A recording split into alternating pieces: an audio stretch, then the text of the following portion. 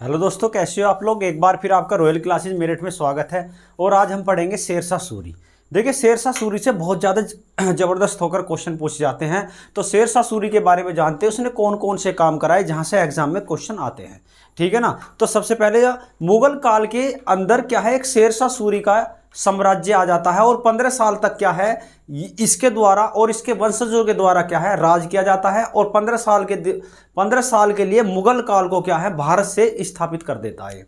यानी कहने का मतलब क्या है, हुमायूं को 15 साल के लिए क्या बाहर कर देता है भारत से। ठीक है ना। तो ये 15 साल एग्जाम के पर्पज से काफ़ी जो इसने योगदान दिया इतिहास में, तो काफ़ी इंपॉर्टेंट हो जाते हैं। ठीक है ना। तो चलिए जानते हैं। तो सबसे पहले क्वेश्चन ये आता है कि शेरशाह का जन्म कब हुआ था। अगर शेरशाह की जन्म की बात करते हैं तो शेरशाह के जन्म में भी क्या कुछ विवाद है। ठीक है, कुछ मतभेद है, लेकिन क्या है, इसका जो 1472 में माना गया है। और वो माना गया आपका कहाँ पे, अगर बात करते हैं तो वो है आपका होशियारपुर। होशियारपुर में इसका जन्म हुआ था। और होशियारपुर में एक है आपका बजवाड़ा। क्या है, बजवाड़े में इसका जन्म हुआ था 1472 ईस्वी में। और वो होशियारपुर की स्थिति कहाँ पाई जाती है, वो पाई जाती है आपकी पंजाब में। ठीक है भाई, तो ये आपको याद करके रखना है। फिर दूसरा क्वेश्चन आता है कि इसके बचपन का नाम एग्जाम में पूछा जाता है कि इसके बचपन का नाम क्या था। अगर बचपन के नाम की बात करते हैं तो बचपन का नाम था इसका फरीद। ठीक है ना। तो फरीद खां इसका बचपन का नाम था। फिर इसके बाद आता है कि इसके पिता का नाम क्या था भाई। पिता का नाम था इसका हसन खां। ठीक है, ये भी आपको याद करके रखना है, हसन खां था। फिर इसके बाद में शेर खां की उपाधि इसने कब धारण की थी भाई। शेर खां की उपाधि तो ये एक था, अगर मैं बात करता हूं तो यहां पर क्या था, एक लुहानी। ठीक है ना, लुहानी पंजाब का, अब बिहार का एक शासक था, स्वतंत्र शासक था लुहानी। और यहाँ पर क्या, ये नौकरी करता था। ठीक है ना, उसके वहां पर नौकरी करता था, तो इसने एक शेर को मार दिया था। तो उसके द्वारा इसे एक उपाधि दी गई जिसका नाम क्या है, इसे शेर खां के नाम से पुकारा जाने लगा। फिर इसके बाद में चौसा का युद्ध हुआ था भाई। फिर इसके बाद में अगर बात करते हैं तो चौसा का युद्ध 1539 ईस्वी में हुआ था। कब हुआ था, 1539 ईस्वी में एक इसके द्वारा युद्ध लड़ा गया। और ये युद्ध, चौसा का युद्ध कहाँ हुआ, पटना के पास एक स्थान है चौसा। मेरी बात समझ रहे हो। तो वहां पर क्या है, बिहार में ये युद्ध लड़ा गया। और ये युद्ध किस किस के बीच हुआ, क्या है, हुमायूं और क्या है आपका, हुमायूं वर्सेस किसके, शेरशाह सूरी के बीच हुआ। और इसमें क्या हुआ, शेरशाह सूरी ने, अगर बात करता हूं तो शेर शाह ने किसको हरा दिया, हुमायूं को हरा दिया। और शेर खां ने जब हुमायूं को हराया तो इसी के विजय के उपलक्ष्य में शेर खां ने अपने को शेरशाह की उपाधि से संबोधित किया। ठीक है ना, शेरशाह की उपाधि से अपने आप को संबोधित किया। एग्जाम में क्वेश्चन पूछता है कि कौन से आक्रमण के दौरान या कौन से विजय के उपलक्ष्य में इसने कौन सी उपाधि धारण करी। तो उस उपाधि का नाम है आपका शेरशाह की उपाधि इसने कौन से युद्ध में धारण करी, वो आपको चौसा के युद्ध में धारण की गई। तो हुमायूं को 1539 में चौसा के युद्ध में हरा देता है। फिर इसके बाद में कन्नौज का युद्ध होता है। फिर इसके बाद में हुमायूं अपना बदला लेने के लिए फिर दोबारा क्या है, किस पर, शेरशाह पर आक्रमण करता है। और शेरशाह पर जब आक्रमण करता है वो है आपका कन्नौज। तो कन्नौज या बिलग्राम का युद्ध होता है, वो होता है 1540 ईस्वी में। और इस युद्ध में भी क्या है, हुमायूं को अपने मुंह की खानी पड़ती है और हुमायूं इसमें हार जाता है। और हारने के बाद में क्या है, यहां से भाग खड़ा होता है। और जब ये हुमायूं क्या है, ऐसे भाग खड़ा होता है तो हुमायूं कहाँ पहुंच जाता है, सीधा भारत से बाहर कर देता है और सिंध पहुंचता है। कहाँ पहुंचता है, हुमायूं सीधा सिंध पहुंच जाता है। और ये क्या है, और इस समय 1540 ईस्वी में दिल्ली की सत्ता शेरशाह के हाथों में आ जाती है। और 1540 में दिल्ली की गद्दी पर बैठ जाता है। ठीक है ना, और अपने नाम के सिक्के चलवाता है। फिर इसके बाद टकसाल भी, और इसके बाद अरबी, अगर मैं कहता हूं अरबी और देवनागरी में ये सिक्के छापे गए थे, अपने नाम के अंकित करवाता है। ठीक है भाई, इन सिक्कों पर अपना नाम भी अंकित कराता है। ठीक है। फिर इसके बाद में 1542 ईस्वी में 40 में बैठता है। फिर इसके बाद में आता है आपका 1542 ईस्वी में आक्रमण करता मालवा पर। अगर मैं मालवा की बात करता हूं तो मालवा की जो स्थिति पाई जाती है ये यहां पाई जाती है। तो मालवा जो है, ये मालवा जो क्षेत्र था, गुजरात का भी कुछ हिस्सा इसके अंतर्गत, अगर मैं कहता हूं गुजरात का भी कुछ, इसके बाद में क्या, इसका राजस्थान का भी हिस्सा इसके अंतर्गत आता था। और मध्य प्रदेश का भी इसके अंतर्गत आता। 3 हिस्सों में अगर बात करते हैं तो राजस्थान यहां पर ले लीजिए, और इसके बाद में गुजरात भी इसके क्या है कुछ हिस्सा। 3 क्षेत्रों से इसका निर्माण हुआ है मालवा का। तो मालवा पर यह कब्जा कर लेता है। 1542 में रायसीन अभियान करता है। रायसीन की अगर बात करते हैं तो ये क्या होता है, रायसीन ये राजपुताना होता है, राजपुताना का क्षेत्र होता है। रायसीन यानी राजपुताने वाले क्षेत्र को भी शेरशाह सूरी अपने अंडर में कर लेता है। राजस्थान का जो क्षेत्र थे, मेवाड़, जोधपुर, ये वगैरह सभी जो है उसके अंडर में हो जाते हैं। फिर इसके बाद में मारवाड़ का क्षेत्र भी, मारवाड़ पर क्या है, राज मालदेव का क्षेत्र रहता है और इसमें क्या है, मारवाड़ को भी अपने अंडर में कर लेता है। कौन, शेरशाह सूरी। इसके बाद इसका जो 1545 में इसका अंतिम अभियान होता है और वो अभियान था कौन सा, कालिंजर का अभियान। यही क्या है, एग्जाम में क्वेश्चन आता है कि किस अभियान के दौरान शेरशाह की मृत्यु हो जाती है, वो है कालिंजर अभियान के दौरान। और कालिंजर का जो शासक था कीरत सिंह था। कौन था, कीरत सिंह था। और कीरत सिंह से ही क्या है, ये युद्ध करने के लिए गया था। 6 महीने तक क्या इसने इसका घेरे डाला रखा, लेकिन क्या जब सफलता नहीं मिली शेरशाह सूरी को, तब इसने क्या है, एक क्या है गोला, किसका, तोप का गोला सीधा जो है इस यानी कि कालिंजर महल पर क्या है, उसके महल पर छोड़ दिया। उसकी दीवार से टकरा कर वो गोला क्या शेरशाह सूरी के पास आ गया और वो जो जैसे ही गोला वापस आया टकरा कर गोला फट गया। उसके फटने के कारण क्या 1545 ईस्वी में शेरशाह के चीचड़े उड़ गए। क्या है, शेरशाह के चीचड़े उड़ गए। और अभी इसमें से क्वेश्चन ये पूछता है कि वो कौन सा आग्नेय शास्त्र था और उस आग्नेय शास्त्र का नाम क्या था। उस आग्नेय शास्त्र का नाम था उक्का। ठीक है ना, तो किस आग्नेय शास्त्र से इसकी मृत्यु हो गई थी, उक्का नामक आग्नेय शास्त्र से इसकी मृत्यु हुई थी। एग्जाम में आया हुआ क्वेश्चन। ठीक है ना, तो आपको कालिंजर का अभियान 1545 में जिसमें इसकी मौत हो जाती है। ठीक है भाई। अब इसके बाद में और सारे इसमें जो, अब इसमें एक क्वेश्चन होता पूछता है कि इसका साम्राज्य जो है, आपका साम्राज्य की अगर बात करते हैं तो कितने सरकारों में बटा हुआ था। सरकार, पहले कोई प्रांत नहीं है, प्रांत का कोई जिक्र नहीं मिलता है इसके। तो सबसे जो ऊंची, अगर मैं कहता हूं जो सबसे ऊंची इकाई थी वो थी सरकार। तो इसका जो सरकारों में बटा हुआ था, सरकार कितनी थी, 17 सरकारों में बटा हुआ था। और बंगाल में 19 सरकार थी, बंगाल को भी इसने अपने अंडर में कर लिया था भाई। तो 47 सरकारों में बटा हुआ था। और सरकारें किसमें विभाजित थी, परगना में, परगना में विभाजित थी। तो सरकार परगना में बटी हुई थी। परगना का मतलब होता है जिलों में बटी हुई थी। मेरी बात समझ रहे हो, तो ये सारी चीजें आपको याद है। फिर इसके बाद में भूमि पैमाइश के लिए क्या है, इसने सिकंदरी गज चलाया था। सिकंदरी गज की शुरुआत की थी, सिकंदरी गज। और सिकंदरी गज 32 इंच का होता था और 39 अंगुल का होता था। ये आपको याद करके रखना, एग्जाम में पूछा गया भाई जो इसने भूमि पैमाइश के लिए पैमाना चलाया था वो कितने इंच का होता है और कितने अंगुल का होता है। अगर अंगुल की बात करते हैं तो 39 लिख देना भाई, 39 अंगुल और 32 इंच का था। ठीक है भाई। अब इसके बाद में एक क्वेश्चन और आता है, हुलिया और घोड़े दागने की प्रथा शेरशाह सूरी के द्वारा भी चलाई गई। इसमें क्या था, जो घोड़े थे उस पर क्या सरकारी स्टैंप लगा दी जाती थी, जिससे क्या है इसे प्राइवेट कामों में काम ना लिया जाए घोड़ों का। ठीक है भाई। तो नगद वेतन की भी प्रथा इसने चला दी थी शेरशाह सूरी ने। ठीक है। अब इसमें से एक क्वेश्चन और आता है कि अब जो है 1700 सराय बनाई थी भाई इसने। कितनी सराय, सराय का मतलब होता है मुस्लिम और हिंदुओं को, जैसे व्यापारी लोग होते थे तो आराम की दिक्कत पड़ जाती थी, जैसे पैदल चलते थे व्यापारी लोग, और जो है शाम हो जाती थी, ठहरने के लिए सराय वगैरह का निर्माण कराया। और सराय कितनी, 1700 थी। ठीक है भाई। पुराने किले का निर्माण कराया, पुराने किले का निर्माण करा दिया। किसको, पुराना किला किसको, किसके स्थान पर लगाया गया, तो वो हा दीनपना। अगर मैं कहता हूं आपका एक था आपका कौन सा, जिसमर क्या, जिस लाइब्रेरी से गिरकर हुमायूं की मृत्यु हुई थी, सीढ़ियों से गिरकर। ठीक है ना, तो वो दीनपना के जो किला था उसको तोड़कर क्या पुराने किले का निर्माण कराया गया। ठीक है ना, तो पुराने किले का निर्माण करा दिया गया दिल्ली में। ठीक है भाई। अब रोहतासगढ़ दुर्ग का निर्माण भी किसने कराया, आपका किसके द्वारा कराया गया, ये भी क्या है शेरशाह सूरी के द्वारा कराया गया। रोहतासगढ़ किले का निर्माण भी शेरसूर नगर बसाया भाई इसने। जैसे इसने बिलग्राम कन्नौज को अपने अधिकार में कर लिया, वैसे ही कन्नौज का नाम बदलकर शेरसूर नगर रख दिया। ये भी एग्जाम के पर्पज से काफी इंपॉर्टेंट क्वेश्चन है, एग्जाम में कई बार पूछा गया है। फिर इसके बाद में इसने लंगर की शुरुआत कर दी। लंगर का मतलब है खाने की। इसमें कम से कम कहते हैं कि 500 असरफी यानी कि 500, तो ये कहते हैं 500 असरफी इसमें समथिंग डेली जो है इसके जो लंगर में लग जाती थी। ठीक है भाई, तो इसने लंगर की शुरुआत कर दी। ठीक है, फिर इसके बाद में एक आता है कि मानकोट के किलों का निर्माण कराया इसने।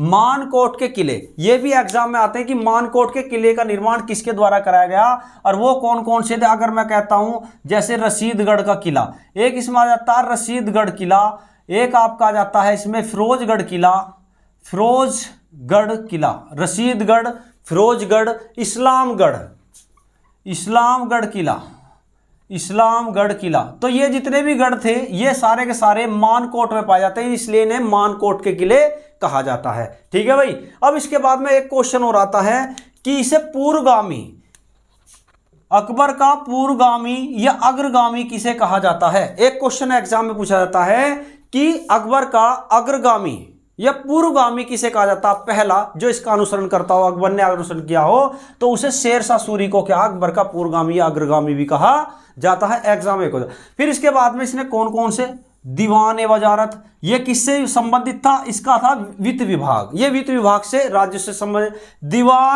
दीवान रसालत, ये क्या है विदेशी मामले जो देखता था, विदेशी मामलों का जो लेखा जोखा था इसमें जो है दीवान रसालत में रहता था। फिर इसके बाद दीवान ए इंसा, ये क्या था, ये पत्राचार विभाग था, जैसे डाक व्यवस्था आना जाना जो भी देखभाल थी इसमें की जाती थी। दीवान ए कंजा, ये क्या था, ये एक न्याय विभाग था। ठीक है भाई, न्याय विभाग था। अब इसके बाद में न्याय विभाग का सबसे बड़ा जो न्यायकर्ता कौन होता था, शेरशाह सूरी था। ठीक है ना, ये बुधवार को, हर बुधवार को बैठता था। हफ्ते में एक दिन क्या है जो पेंडिंग पड़े रहते थे, जिससे न्याय क्या है, क्या न्याय पेंडिंग है, न्याय नहीं हुआ है, तो ये न्याय जो बुधवार को करता था। और सबसे बड़ा न्यायकर्ता आपका शेरशाह सूरी होता था। ठीक है ना, तो शेरशाह सूरी एक अफगान था। ठीक है, अफगानी सुल्तान था। रैयतवाड़ी की व्यवस्था, हाँ इंपॉर्टेंट क्वेश्चन है। तो इसने अपने समय में क्या है, रैयतवाड़ी, अपने प्रशासन में एक रैयतवाड़ी की शुरुआत कर दी। लेकिन रैयतवाड़ी की शुरुआत क्या है, पूरे प्रशासन में की गई, केवल किसको छोड़कर, मुल्तान को छोड़कर। और मुल्तान की स्थिति पाकिस्तान में पाई जाती है। कहां पे भाई, ये आपका क्षेत्र है आपका पाकिस्तान।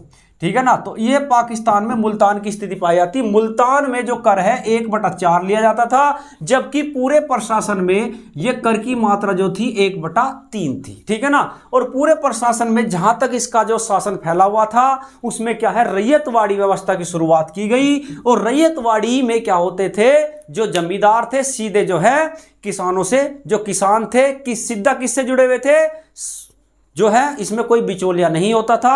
इसमें क्या है, बिचौलिया का कोई भी काम नहीं था। रैयतवाड़ी व्यवस्था सीधा जो है, इसमें बिचौलिया या क्या मिडमैन कोई नहीं होता था। उसे हम, रैयत का मतलब होता है किसान, किसान का सीधा जुड़ाव था शहंशाह से या सुल्तान से। ठीक है ना, इसमें कोई बिचौलिए का काम नहीं था। तो रैयतवाड़ी की व्यवस्था की शुरुआत किसके द्वारा की गई, ये भी क्या है, शेरशाह सूरी के द्वारा की गई। अब इसके बाद में रुपये की शुरुआत की गई भाई भारत में। रुपये की शुरुआत, रुपया किसके द्वारा चलाया गया, सबसे पहले भारत में रुपया अगर चलाया गया वो भी शेरशाह सूरी के द्वारा चलाया गया। और रुपया अगर बात करते हैं तो 178 ग्रेन का होता था।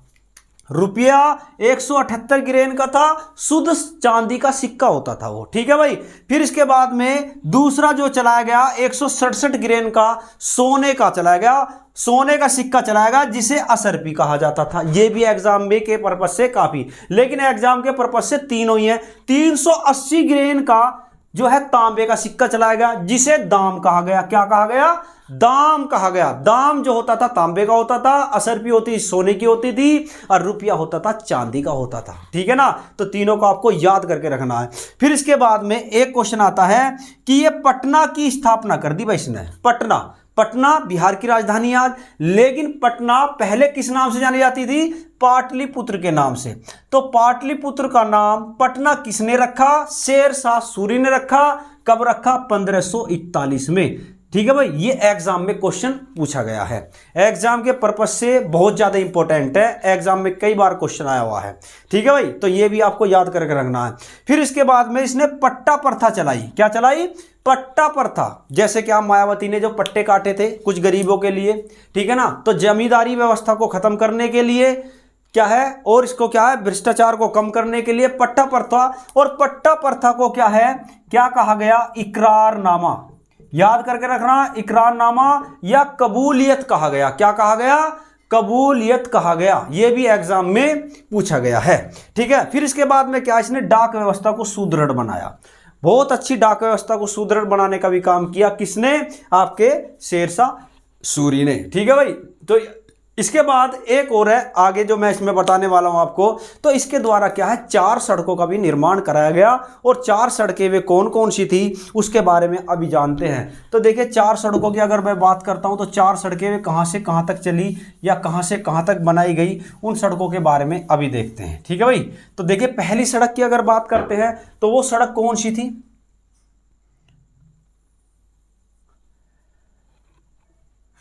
देखिए भाई, ये आपका कुल मिलाकर के मान लीजिए भारत है इस साइड में, यह आपका इस साइड में क्या है, पाकिस्तान, और ये आपका क्या है ऊपर की तरफ अफगानिस्तान। ठीक है, तो ये अफगानिस्तान हो जाता है यहाँ पे AF यानी कि यहाँ पे PA की पाक।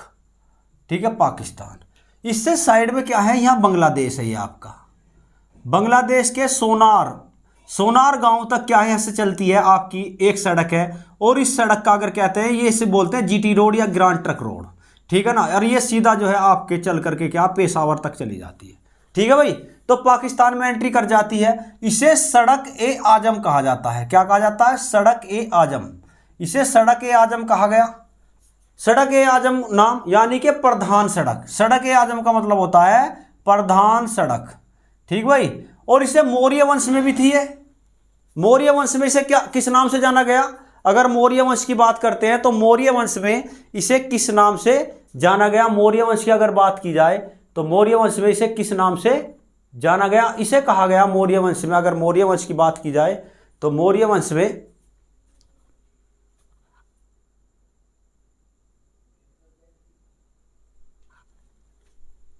मौर्य वंश की अगर बात की जाए तो मौर्य वंश में से उत्तरापथ के नाम से, उत्तरापथ के नाम से जाना गया। ठीक है भाई, तो यह भी एग्जाम में क्वेश्चन पूछता है कि मौर्य वंश में सड़क ए आजम या ग्रांड ट्रक रोड को किस नाम से जाना जाता है? तो ये NH1, अगर मैं आपसे बात करता हूं NH1 और NH2, ये ग्रांड ट्रक रोड का ही भाग है भारत में। ये दिल्ली से होते हुए सीधा जो है ऐसे कलकत्ता, दिल्ली से होते हुए और सीधा जो है आपकी कहाँ तक, पेशावर तक जाती है। ठीक है ना, फिर इसके बाद में यहाँ पर एक आगरा से सीधा चित्तौड़। अगर मैं आपसे पूछता हूँ, आगरा से सीधा जोधपुर से होते हुए चित्तौड़ पहुंची। और ये क्या है, सड़क जो ही दूसरे नंबर की सड़क 1 और सड़क दूसरे नंबर की सड़क जो थी, ये आपका आगरा, यहाँ पर पड़ता है आपका आगरा और यहाँ पर है चित्तौड़। ठीक है ना, तो दूसरी नंबर की सड़क बनाई थी आपकी आगरा से सीधा चित्तौड़। तीसरे नंबर की सड़क बनी थी आगरा से सीधा आपकी बुरहानपुर या क्या है आपका जाता मांडू। ये आपकी सड़क नंबर तीसरी थी जो शेरशाह सूरी ने बनाई थी। ठीक है ना, फिर इसके बाद में एक मुल्तान है और मुल्तान से सीधा लाहौर, ये सड़क नंबर 4 थी। ठीक है ना, जो किसने बनाई थी? शेरशाह। सड़क नंबर 4। तो सड़क नंबर 1 आपकी बांग्लादेश से सीधा पेशावर, सड़क नंबर 2 आगरा सीधा चित्तौड़, सड़क नंबर 3 आगरा सीधा बुरहानपुर, और सड़क नंबर 4 आपकी जो बनती है वो सीधा बनती है मुल्तान से और आपका लाहौर तक। ठीक है भाई, मुल्तान से लाहौर तक के बीच की जो सड़क है उसे हम सड़क नंबर 4 के नाम से जानते हैं। तो इसने बाग वगैरह लगाए। ठीक है ना, सड़कों पर क्या है, बड़े बड़े वृक्ष लगवाए। तो इसने क्या है, बहुत जनता के लिए अच्छा काम कराया। ठीक है, तो अगर आपको ये वीडियो पसंद आई हो तो आप इसे जो है, हाँ, अब इसके बाद में क्या है, इसका मकबरा और पूछता है कि मकबरा सासाराम में है, बिहार में स्थित है। ठीक है ना, बिहार में, और इसकी जो तुलना है एक ताजमहल से करते हैं। किससे? ताजमहल से इसकी तुलना की जाती है, सासाराम। ठीक है भाई, तो ये आपको अगर वीडियो पसंद आई हो तो आप इसे लाइक करना और क्या है शेयर करना और सब्सक्राइब जरूर करना। ऐसी वीडियो आपको मिलती रहेगी। Okay, bye.